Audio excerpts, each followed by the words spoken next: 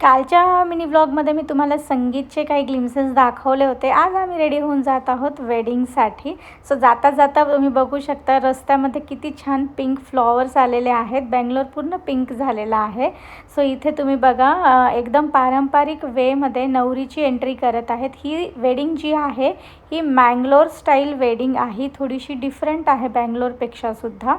So इथे त्यांचे rituals काही त्यांनी पार पाडले स्टेजवरती. बराच वेळ त्यांचे रिच्युअल्स साधले होते आणि खूप वेगळ्या प्रकारची त्यांची रिच्युअल्स होते.